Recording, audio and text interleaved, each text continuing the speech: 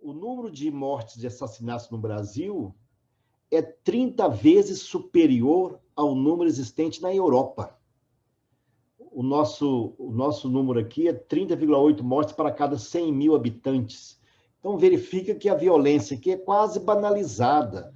Há um certo costume nosso com a violência, o que expõe aí uma chaga, uma questão séria que a doutrina, o espiritismo, com certeza vai cuidar ou vai colaborar para superar essa grande chaga.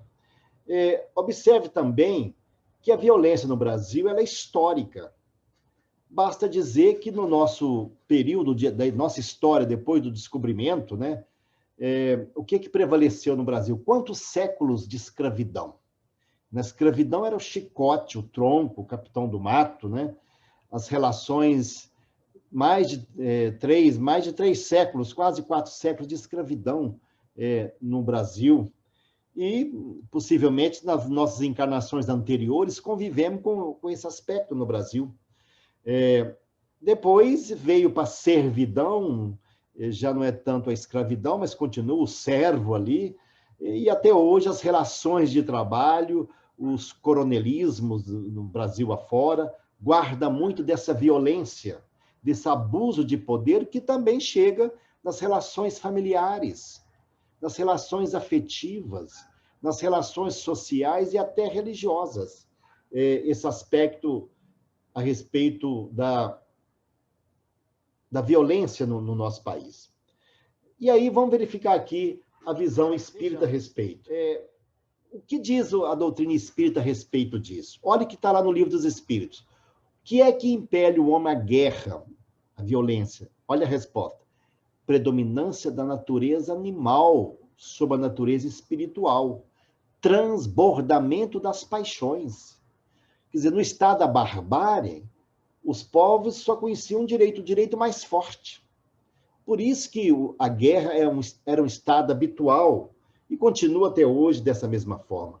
Lá na questão 795, menciona os espíritos respondendo à pergunta de Kardec, que nas épocas da barbárie são os mais fortes que fazem as leis, e eles as fizeram para si. À proporção que os homens forem compreendendo melhor a justiça, é indispensável que as leis também vão aprimorando. A lei natural, a lei divina é imutável, é a mesma para todos. Agora, a lei humana é progressiva, porque na medida que a civilização avança, a lei também vai conseguindo avançar. Não tanto essa lei do mais forte, é a lei do mais justo. É isso que nós vamos percebendo pelo progresso também da legislação.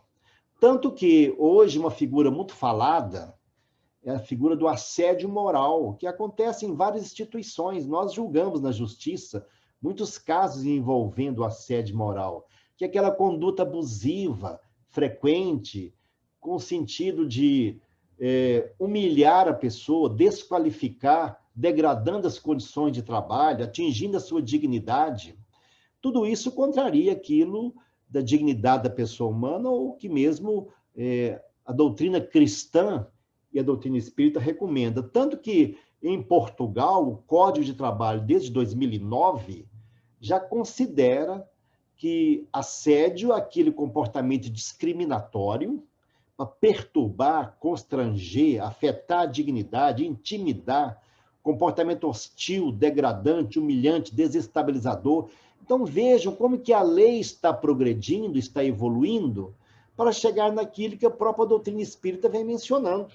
Isso é um bom sinal, é o progresso da legislação para atender aquilo que nós esperamos.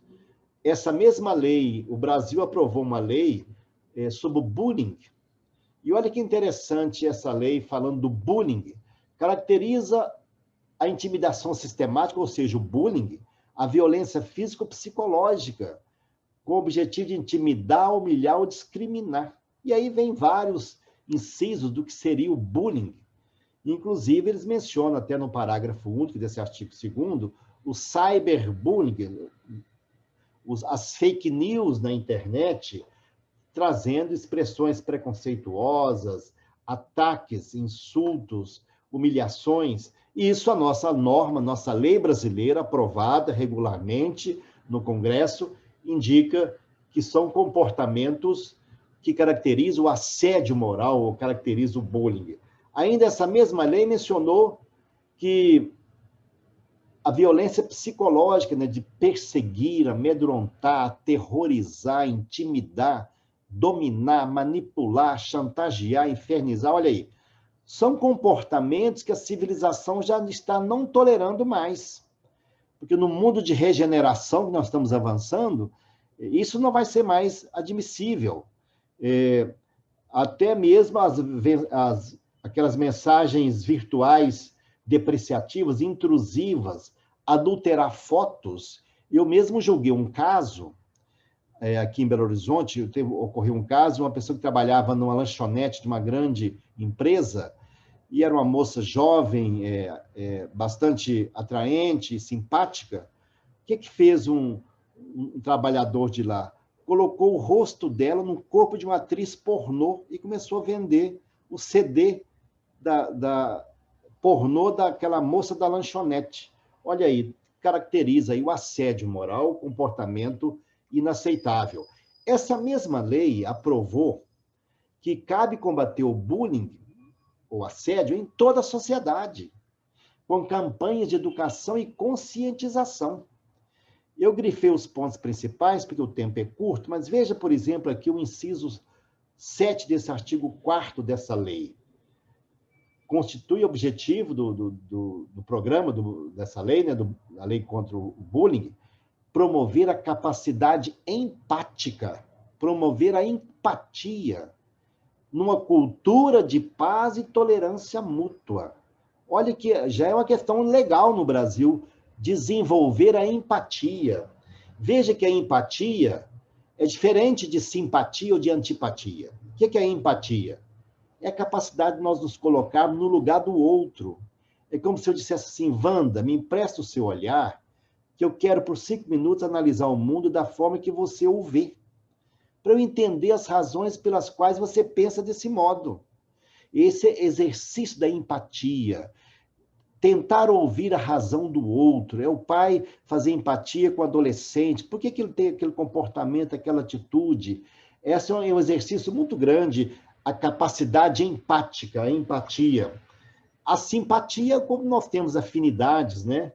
É uma complementariedade entre amigos, e a empatia é colocar no lugar do outro. Segundo a psicóloga canadense, Anita Novak, a empatia é a força mais poderosamente perturbadora do mundo. Só fica atrás do amor. Isso nas grandes corporações, os executivos das grandes corporações, eles estão exercitando a empatia, como melhorar a produtividade, melhorar o ambiente interno.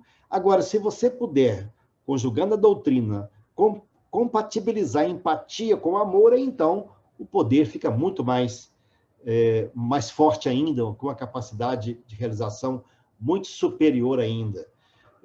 Os CEOs das grandes empresas estão exercitando esse tema então, da empatia. Olha esse comentário aqui a respeito da carta de Paulo aos Timóteo. Aprenda primeiro a exercer a piedade para com a sua própria família e a recompensar seus pais, porque isso é bom e agradável diante de Deus.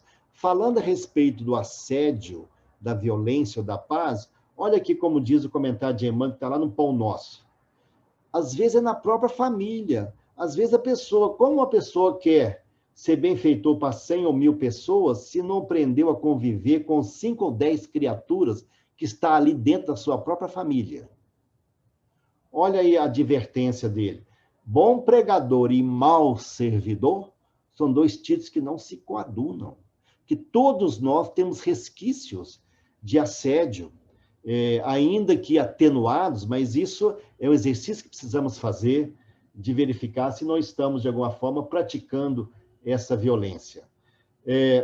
Olha aqui, a respeito do tema do assédio, a própria lei de diretriz base da educação determinou que fosse incluído, essa lei mudou em 2018, determinou a inclusão no artigo 12 do inciso 9 e 10, ou seja, promover conscientização, de prevenção e combate aos tipos de violência, inclusive o bullying, nas escolas, eu digo em toda a sociedade, né? E diz aqui ainda, estabelecer ações destinadas a promover a cultura da paz. Por isso que eu indiquei como nome a cultura da paz. Nós podemos aprender, ou devemos exercitar, a cultura da paz. Isso é muito importante. É uma recomendação indicada aí. E a respeito disso, nós temos os gestores tóxicos. Gestores tóxicos, veja bem, aqueles que ocupam cargos diretivos, ou às vezes colegas, têm o perverso, e isso é estudado, aparece muito no nosso dia a dia, de julgamentos. O perverso é aquele que tem uma estratégia de destruir o outro, não sente nem culpa. Ele humilha, maltrata, manipula, às vezes se mostra gentil, insinuante, mas não sente nem remorso. Falta ética e moral, não hesita no uso da violência. Os psicólogos que atuam nessa área, e os terapeutas, e na justiça recebemos muita situação assim, de chefes perversos. Às vezes, quando eu estou falando sobre isso em auditório maior, eu peço às pessoas, por favor, não apontem, para não criar embaraços, porque às vezes naquele ambiente tem lá um chefe, a atitude dele é assim. Ainda há aquela pessoa, dos gestores tóxicos, o narcisista, esse também é complicado, que o narcisista é aquele chefe, ou às vezes na relação afetiva é o esposo ou a esposa, na relação familiar, é aquele que vive se vangloriar, ele precisa de constante aprovação alheia. Ele é auto-apaixonado, é o self-love. Ele é voltado sempre a si mesmo. As pessoas são objetos para ele manipular. Está sempre empenhado em exibir suas qualidades, tem uma grande inflação de ego. Então, esse narcisista causa muita violência no dia a dia e nas várias instituições. Nós percebemos isso. Eu que lido na justiça, lá na ponta, o que dá errado chega lá, isso aparece com muita frequência. E aí, eu me lembro da frase da música que Caetano canta, né? É que Narciso acha feio que não é espelho, né? O narcisista é assim. Se pudesse, ele andaria assim, ó, para ter sempre um espelho para se ver. Ou, às vezes, até ele se olha no espelho e se vê muito maior do que realmente é, porque ele tem uma inflação de ego muito grande. Eu sei que vocês estão lembrando de alguém aí, mas, por favor, naturalmente não é ninguém aqui da casa, mas estou lembrando de outros ambientes, mas isso existe com muito mais intensidade que a gente pode admitir no nosso meio. Existe agora o paranoico. O paranoico é complicado porque ele é inseguro, ele enxerga traição em tudo. Está querendo assumir o meu lugar, está querendo dirigir o trabalho, está querendo ser promovido e me dar rasteira. Ele vive sempre imaginando que vai ser suplantado por alguém e ele pode se tornar um serial bullying. Isso é bem estudado na área da psiquiatria, especialmente a psiquiatria ocupacional. Ele é desconfiado, ele torna-se agressivo. Qualquer atitude subordinada, ele quer ficar no meu lugar. Tem, às vezes, até a falsa acusação de paranoia. Às vezes é um delírio. Há pessoas que têm situações dessa natureza. Então, mas existe muito no meio ambiente, nos setores, no meio ambiente de trabalho, que eu estou mencionando, aquele paranoico, desconfiado, está sempre esperando alguém quer criar para mim, eles falam aí na gíria, uma casa de caboclo para eu entrar, criar uma situação embaraçosa para me expor. É o paranoico. Dos gestores tóxicos ainda existe o sádico. O sádico é aquele que faz questão de humilhar, desqualificar, é sarcástico. Ele tem um certo prazer de subjugar. Ele obtém, realmente... Eu estava lendo há pouco tempo aquele livro 50 anos depois, e quando o Marino foi lá para aquela instituição religiosa, o dirigente lá era assim, né? A maneira que ele tratava todo mundo, e um controle rigoroso, né? Quase sádico, né? Então, vejam, o prazer em subjugar. Existe ainda aquele anancástico, é o transtorno obsessivo compulsivo, é o perfeccionista. Esse é muito complicado também, e é uma forma de violência, porque ele tem dúvidas frequentes, pede para refazer, para novamente analisar. Ele, como diz na gíria, pega no pé mesmo, porque para ele nunca está bom, precisa estar sempre quer a perfeição, mas a perfeição não é uma qualidade humana, é uma devoção excessiva ao trabalho. Então, veja bem, há uma diferença entre planejar a excelência, que é uma virtude, e almejar a perfeição, que aí é o perfeccionista. Esse sofre, ele é frustrante e neurótico. O perfeccionista que tudo nos mínimos detalhes, não pode ter uma falhazinha de nada, é o perfeccionista. Existe ainda os indiferentes, que eles falam que é a síndrome do Coliseu, ele deixa, o chefe deixa o subordinado exposto, não quer atuar para socorrê-lo, e se diverte com a pessoa passando aperto. Ou então, a síndrome do faraó, aliás, essa psiquiatra é aí de Campinas, Ana Parreira, tem livros sobre o assunto. A síndrome do faraó, que os escravos constroem a pirâmide, mas toda a honra e glória fica com o faraó, né? Então, aí eu me lembro da frase do Martin Luther King, né? Não é a violência de poucos que me assusta, mas o silêncio de muitos. Às vezes somos indiferentes, somos omissos, como deveríamos agir. Ou então, como diz aí, você para mim é problema seu, olha, se vira. É como se agisse dessa forma essa pessoa. E tem ainda o psicopata ou sociopata. É o manipulador, traiçoeiro, falso, insensível. Eu estou dizendo essas figuras tóxicas porque, surpreendentemente, eles crescem muito nas instituições, porque eles são agressivos, reivindicam, e são pessoas que, no primeiro momento, mostram energia muito grande. Com ele vai produzir, vai colocar todo mundo para funcionar, e vai chegar fogo nisso aqui, e crescem. Há estudos, inclusive, de universidades sérias, dizendo que em torno de 21% dos grandes CEOs das grandes empresas são pessoas que têm traços de psicopatia. Exatamente porque eles não exercitam nem empatia, crescem muito, dão até resultado, mas deixam um rastro de destruição que depois a empresa arca com grande prejuízo, e elas estão hoje preocupadas com isso. Tudo isso nós estamos demonstrando a violência que existe no trabalho, nas famílias, nas relações afetivas, em diversos pontos, esses psicopatas, a forma que atuam, que agem, e que isso vem causando muitos danos. Agora, veja bem, há aqueles assediadores que são inatos, já nasce assim, é a criança que quer dominar o pai, a mãe, o irmão, ele quer mandar, é um traço. Esse traço pode acentuar ou virar um transtorno. E aqui eu me lembro daquela parte da carta de Paulo. Olha o que o Paulo diz. Por isso, todos nós temos traços, viu, gente? Paulo diz assim, porque não faço o bem que quero, mas o mal que não quero, esse eu faço. Miserável homem que eu sou. Olha o conflito. Eu não faço o bem que eu proclamo e quero, mas o mal que não quero, às vezes eu faço. Esse é um trabalho que nós temos que revisitar a cultura da paz em cada um de nós. E aí as aparências enganam, aos que odeiam, aos que amam, como diz Elis Regina, né? Porque o amor e o ódio se irmanam na fogueira das paixões. Todo mundo, Shakespeare, né? Todo mundo é capaz de dominar uma dor, com exceção de quem a sente, né? Às vezes a vítima é que percebe a violência que está sendo atribuída, ou que ela está sofrendo naquele ambiente, naquele local.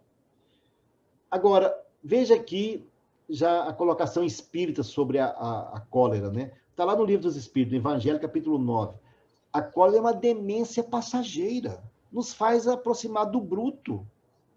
A cólera nada resolve, afeta a saúde, compromete a vida, torna o homem sua própria vítima.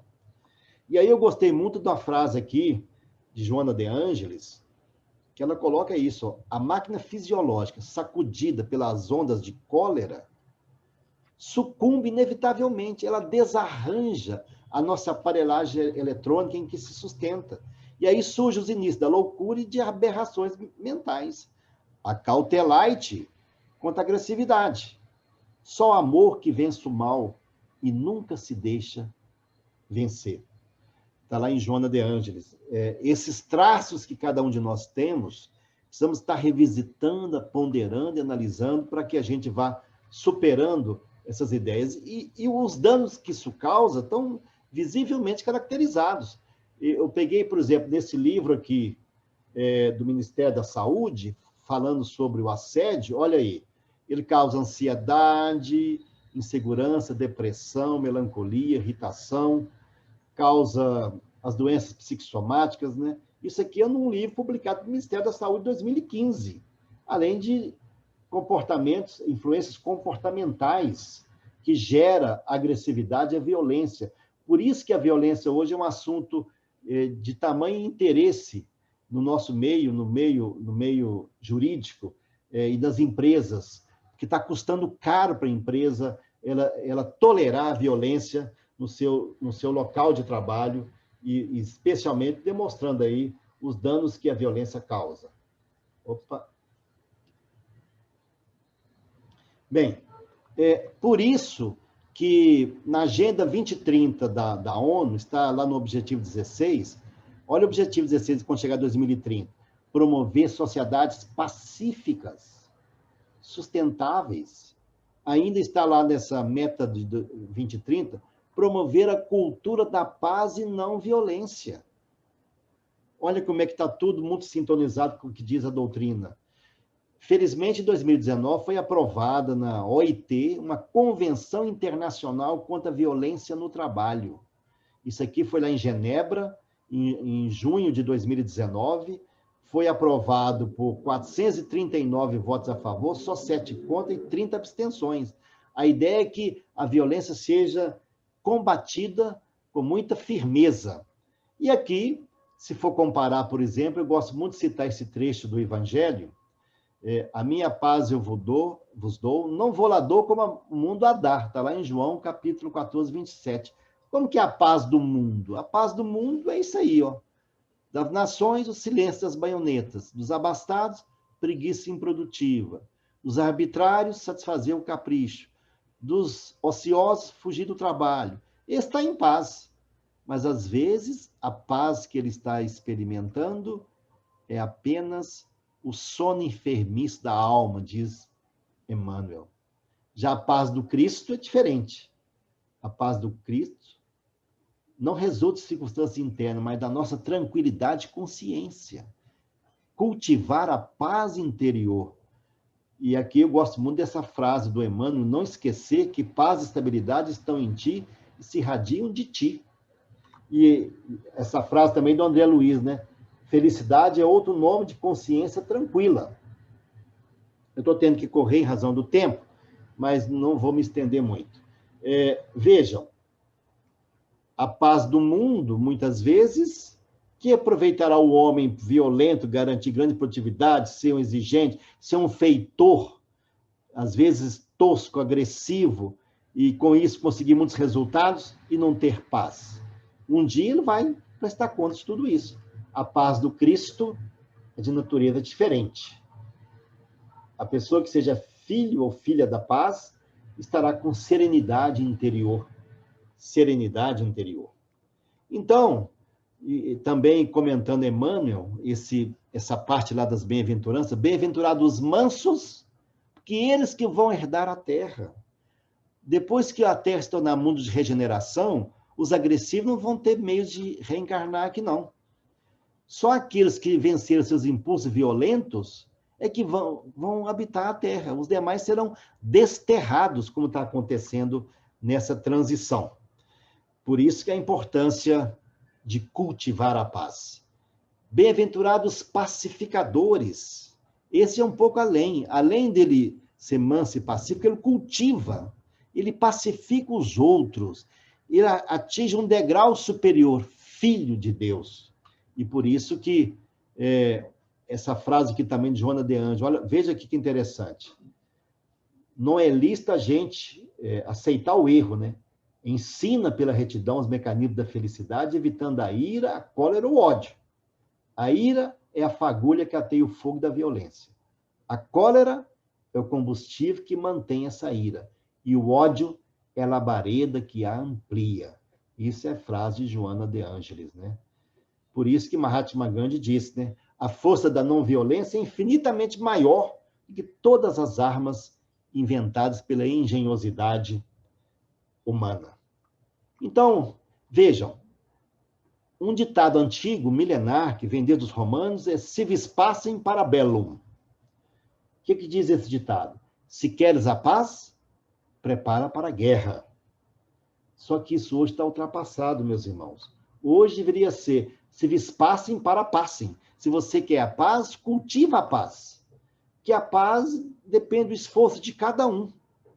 Quanto mais atrasado é um país, o direito da força. Quanto mais avançado é a força do direito, das regras, das normas. Essa é a evolução. Se queres a paz, prepara para a guerra, é a paz do medo, da submissão, que já ficou ultrapassado. Por isso, é muito interessante essa declaração sobre a paz, ocorrida lá em Costa do Marfim, em 89. Olha o que ela diz aqui sobre a paz. Paz é reverência pela vida, é o mais precioso bem da humanidade. É um tipo de comportamento. Harmonia parceira entre a humanidade e o meio ambiente. Mas olha que colocou a Unesco quando criou a sua Constituição da Unesco em 45. Essa frase é fundamental. Como as guerras nascem no espírito dos homens, é no espírito dos homens que devem ser erguidas defesas da paz.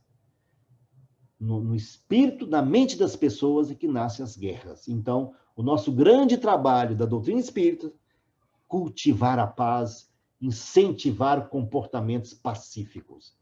E aqui, já quase encaminhando para o final, para não fugir do tempo, vejam, passando da indiferença até a não tolerância com a violência. Veja bem, o Brasil vivia um longo período de indiferença. Quando tinha violência aqui, eu falava assim, isso não é comigo, a escravidão, a servidão, o feitor, o capataz, o poder de mando sem limite, o poder do homem sobre a mulher, havia quase que um sinal verde para que isso acontecesse. E a frase que orienta bem esse período, Graça, é essa aqui, ó, manda quem pode, obedece quem tem juízo. Aqui em casa eu brinco falando, manda quem pode, obedece quem é marido. Mas a frase dessa época é essa aqui, manda quem pode, obedece quem tem juízo. Bem, mas depois avançou, começou a conscientizar e incomodar. Aquela violência até o século XIX, século XX, está incomodando, o período da conscientização, e começou a discutir dignidade da pessoa humana, direito de resistência. A sociedade foi criando Lei Maria da Penha e tudo mais, começou a incomodar, acendeu uma luz amarela. E a frase agora é essa aqui, ó, manda quem pode, mas até onde pode? Pode humilhar? Pode perseguir? Pode pegar no pé, como diz na gíria? Precisa ter regras. Ou como diz aquela fala do Galvão Bueno comentando futebol, né? Pode isso? Pergunta lá para o comentarista de arbitragem. Aí o que ele responde? A regra é clara, então precisa ter regras claras. Estamos avançando para o período de repulsa, de violência, repulsa à violência, horror à violência. A violência é tosca, é primitiva, é de um homem mais primitivo, não do homem caminhando para o mundo de regeneração. Por isso que as leis estão vedando a violência, os gestores violentos estão perdendo espaço, está sendo redesenhado o poder diretivo, acendeu uma luz vermelha. E a frase agora é o seguinte, manda quem pode, mas só nos limites que pode. Não pode ultrapassar esses limites. Essa é uma evolução que a doutrina espírita está auxiliando ao ensinar o cultivo da paz, superar essas etapas. Então, gente, veja bem, não se implanta a paz apenas por palavras pronunciadas. Isso fica na superfície, é preciso cultivar a paz. Cultivar a paz, cultivar o lírio da paz. É um exercício. Porque, veja bem, resolver com violência é fácil. É assim, pronto, assunto encerrado. Agora, para resolver com paz, tem que estudar, ouvir o outro, exercitar a empatia, ponderar, refletir, dá mais trabalho. Dá muito mais trabalho, exige aprofundamento para cultivar a paz. Então, veja bem, já avançando para o encerramento. O evangelho inteiro tem o norte pela paz. No nascimento de Jesus, o que foi dito lá? Glória a Deus nas alturas, paz na terra e boa vontade para com os homens. Olha a paz aí. No ponto culminante da doutrina do Cristo, Sermão da Montanha, Bem-aventurados pacificadores, que serão chamados filhos de Deus. E já depois do Calvário, quando ele aparece para os apóstolos, após a ressurreição, ele diz: paz convosco. Por isso que é chamado príncipe da paz. Toda a doutrina está baseada nisso. Então, já finalizando mesmo agora, eu gosto muito dessa frase de uma psicóloga de Curitiba, quando ela diz a respeito da paz. Eu achei a frase tão lapidar, que essa eu não vou nem falar, eu vou escrever com vocês. Veja.